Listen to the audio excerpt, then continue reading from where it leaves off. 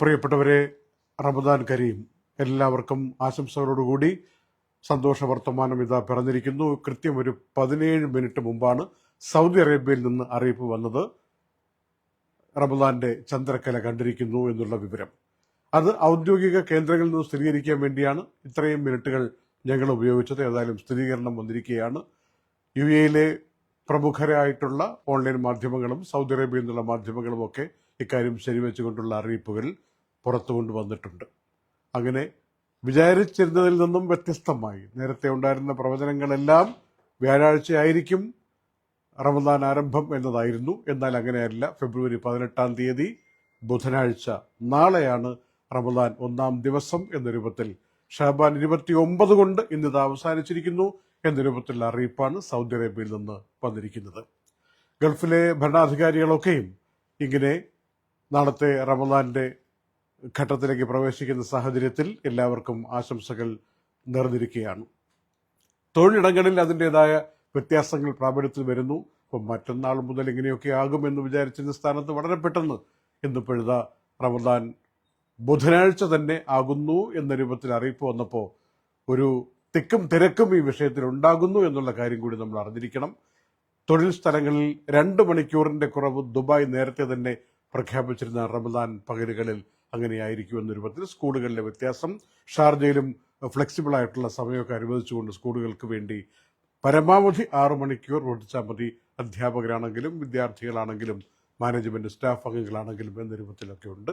അതുപോലെ നോമ്പ് തുറക്കുന്ന സമയത്തുള്ള ട്രാഫിക് തിരക്കിനെ കുറിച്ച് ജാഗ്രത പാലിച്ചുകൊണ്ടും ആദ്യത്തെ ഒരാഴ്ച തിരക്കോട് തിരക്കായിരിക്കും റോഡുകളിൽ.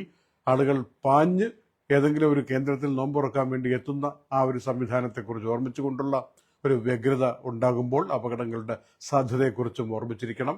അതുപോലെ രാത്രി സമയങ്ങളിൽ കൂടുതൽ പ്രാർത്ഥനയ്ക്കായി സമയം കണ്ടെത്തുമ്പോൾ പകൽ സ്വാഭാവികമായിട്ടും ഉറങ്ങിപ്പോകാനുള്ള സാധ്യതയെക്കുറിച്ച് വാഹനം ഓടിക്കുന്നവരൊക്കെ ജാഗ്രത പാലിച്ചിരിക്കണം. ഇങ്ങനെയുള്ള അറിയിപ്പുകളൊക്കെ ധാരാളമായി വന്നുകൊണ്ടിരിക്കുന്ന സമയം കൂടിയാണ്.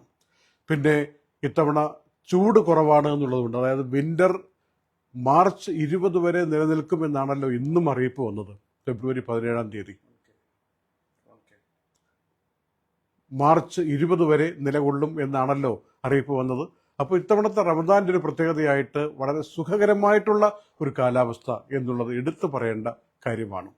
ഒമാൻ ഒഴികെ എന്ന കാര്യം പറഞ്ഞിട്ടുണ്ട്. മുമ്പൊക്കെ വർഷങ്ങൾക്ക് മുമ്പ് ഇങ്ങനെ പറയുന്നത്, ഗൾഫിൽ ഒമാൻ ഒഴികെയുള്ള സ്ഥലങ്ങളിൽ റമദാനായിരിക്കും, പെരുന്നാളായിരിക്കും, ഇങ്ങനെയൊക്കെ പറയുന്ന ആ ഒരു രീതി ഇപ്പോഴും പ്രാബല്യത്തിൽ വന്നിരിക്കുന്നു.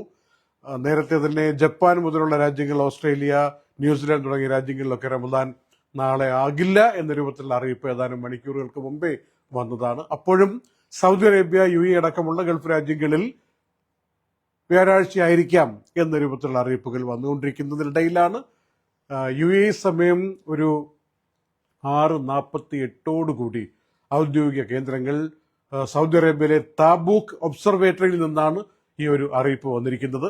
ഏതായാലും അതിനെ ലോകം സ്ഥിരീകരിച്ചിരിക്കുന്നു. 1447-ാം ഹിജ്റ വർഷത്തിന്റെ റമദാൻ ഇത് ആഗതമായിരിക്കുന്നു. ഈ രാത്രി ഇനിയിപ്പോൾ തറാവിഹ് നമസ്കാരത്തിലേക്ക് തിരിയുന്ന സമയമാണ്. കൂടുതൽ പ്രാർത്ഥനകളിലേക്ക് തിരിയുന്ന സമയമാണ്. ചെയ്യുന്ന പുണ്യങ്ങൾക്ക് ഒരുപാട്, ചെയ്യുന്ന നന്മകൾക്ക് ഒരുപാട് പ്രതിഫലം കിട്ടുന്ന സമയത്തിന്റെ അങ്ങനെയുള്ള ദിനരാത്രങ്ങളിലൂടെ കടന്നു പോകുന്ന ഒരു മാസം ഇത് ആഗതമായിരിക്കുന്നു. അതിന്റെ ചന്ദ്രക്കല കണ്ടിരിക്കുന്നു എന്ന അർത്ഥത്തിൽ ഇത് റിപ്പോർട്ടുകൾ വന്നിരിക്കുകയാണ്. സൗദി അറേബ്യയ്ക്ക് പിന്നാലെ ഔപചാരികമായി, സ്വാഭാവികമായും അത് പിന്നെ എടുത്തു പറയേണ്ട കാര്യം തന്നെയില്ല, ഈ പ്രദേശത്തിന്റെ ഒരു കെട്ടുറപ്പ്, ജിയോഗ്രഫിക്കലായിട്ടുള്ള സാന്നിധ്യമെല്ലാം വെച്ചുകൊണ്ട് UAE അടക്കമുള്ള മറ്റ് ഗൾഫ് രാജ്യങ്ങളിലും നാളെ റമദാന്റെ ആരംഭം കുറിക്കുന്നു എന്ന അറിയിപ്പും വരികയാണ്. ഒമാന്റെ കാര്യത്തിൽ നേരത്തെ പറഞ്ഞു, നാളെയല്ല. ഇതിനിടയിൽ എടുത്തു പറയേണ്ട കാര്യം കൂടി ഒരു പൊളിറ്റിക്കൽ കാര്യമാണ്, എങ്കിലും അറിഞ്ഞിരിക്കണം. ഹോർമൂസ് കടലിടുക്കിന്റെ ഭാഗം താൽക്കാലികമായി അടച്ചിടുകയാണ് ഇറാൻ എന്ന അറിയിപ്പ് വന്നിരിക്കുകയാണ്. ഇന്നത്തെ നൈറ്റ് അപ്ഡേറ്റ്സിൽ അത് എടുത്തു പറയേണ്ട ഒരു വിഷയമാണ്. അവിടെ ചില പരിശീലന പരിപാടികൾ, സൈനികമായ ചില ഡ്രിൽ പരിപാടികളൊക്കെ നടക്കുന്നു. അതിന്റെ ഭാഗമായിട്ടാണ് താൽക്കാലികമായി അടച്ചിടുന്നത് എന്ന രൂപത്തിലും അറിയിപ്പുകൾ വരികയാണ്. അത് എങ്ങനെയൊക്കെ സാമ്പത്തികമായി ബാധിക്കും, ഭൂമിശാസ്ത്രപരമായി ബാധിക്കും, രാഷ്ട്രീയപരമായി എങ്ങനെയൊക്കെ ചില മാറ്റം മറിച്ചിലുകൾ ഉണ്ടാക്കിയെടുക്കും, വിലവർദ്ധനവിന്റെ കാര്യത്തിലേക്ക് പോകുമോ, വരും ദിവസങ്ങളിൽ ഇതൊക്കെ കാണാൻ പറ്റുന്ന കാഴ്ചകളാണ്. ഏതായാലും എല്ലാവർക്കും ഒരിക്കൽ കൂടി റമദാൻ ആശംസകൾ നേർന്നുകൊണ്ട് പുണ്യത്തിൻ്റെ, നന്മയുടെ, മേന്മയുടെ പ്രവർത്തനങ്ങളിലേക്ക് മനസ്സും ചിന്തയും പ്രവർത്തനവും കാഴ്ചയും എല്ലാ വാക്കുകളും ദൃശ്യങ്ങളും ഒക്കെ അങ്ങനെയായി മാറട്ടെ എന്ന കാര്യം ആശംസിച്ചുകൊണ്ട് ഒരു കാര്യം ഡോക്ടർമാരും വിദഗ്ധരും പറയുന്നത് ഓർമ്മിപ്പിക്കുന്നു. പകൽ അന്തിയോളം പട്ടിണി കിടന്നിട്ട് സന്മാർഗത്തിന്റെ പാതയിൽ ചിന്തകൾ പായിച്ചിട്ട് വൈകുന്നേരത്തെ ചില ഇഫ്താർ സംഗമങ്ങൾ ആർഭാടത്തിൽ വാരി വലിച്ച് കഴിക്കാനുള്ള ഒരു സാഹചര്യമാക്കി മാറ്റുന്ന പ്രവണതയിൽ നിന്ന് പരമാവധി വിശ്വാസികളെങ്കിലും ഒന്ന് മാറി നിൽക്കണം എന്ന കാര്യത്തിൽ ഒരു പ്രത്യേക ശ്രദ്ധ വയ്ക്കണം, ഓർമ്മിക്കണം. എണ്ണയിൽ കരിച്ചതും പൊരിച്ചതും വറുത്തതും ആയിട്ടുള്ളതും കൂടുതലായി ആഹാരം കഴിക്കാനുള്ള പ്രവണതയും ഒക്കെ മാറ്റിവെച്ചിട്ട് ആരോഗ്യപരമായിട്ട് മനസ്സിനെയും ശരീരത്തെയും നമ്മുടെ ആത്മ സാഹചര്യങ്ങളെയും ഒക്കെ ഒന്ന് പരിപോഷിപ്പിക്കാനുള്ള സാഹചര്യം മറ്റൊരർത്ഥത്തിലാണ് എന്നുകൂടി മനസ്സിലാക്കിക്കൊണ്ട് മുന്നോട്ട് പോകണമെന്ന് സന്ദർഭവശാൽ ഓർമ്മിപ്പിക്കുന്നു.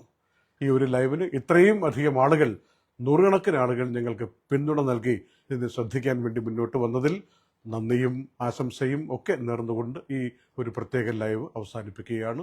നന്ദി, നമസ്കാരം. ഒപ്പം റമദാൻ മുബാറക് ഒരിക്കൽ കൂടി.